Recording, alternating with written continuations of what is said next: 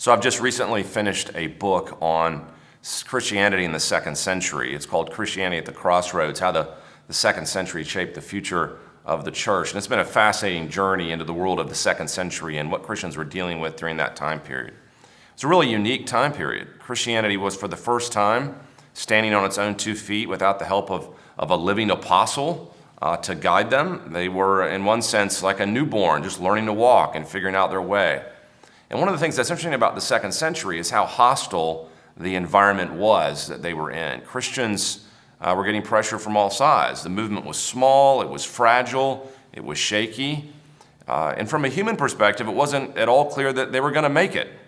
Now, of course, from a divine perspective, it was clear the church was going to make it. But from a human perspective, it wasn't at all clear the 2nd century church was going to even survive at all.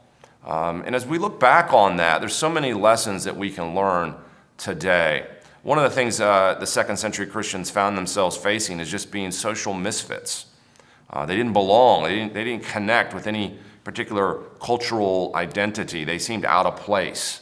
And I think anyone living in the 21st century today can relate to that. They just feel like they don't fit, they don't belong, they don't feel like this is their home. And that's something that 2nd century Christians really felt. And we can recover that a little bit today and remember that we're not alone when we feel that way. Another lesson I think that we can take away from the 2nd century is this idea of how to handle persecution and resistance. The 2nd century Christians really faced a ton of resistance, both legal and political on the one hand, and intellectual on the other, and they handled it with grace and dignity. They persevered through many, many trials and persecutions. And the number one thing they did in the 2nd century as they faced that persecution is they did not give in. In other words, they did not worship the Greco-Roman gods like the culture wanted. And that's a great lesson for today. Just to be reminded that our culture today wants us to bow down to all kinds of idols. And Christians need to say, no, we worship Jesus and Jesus alone, just like the Christians did in the 2nd century. One other final thing I'll mention that I think is a takeaway from the 2nd century is how much they were committed to Scripture.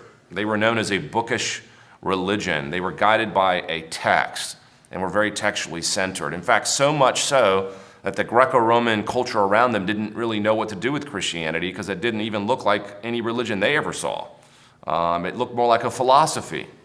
That idea of being a bookish, textually centered religion was a stunning thing in the ancient world, and we need to make sure we don't ever lose that in the modern day, that we always put Scripture number one first as our ultimate authority in everything, and that we are focused on that as the guide to everything we do.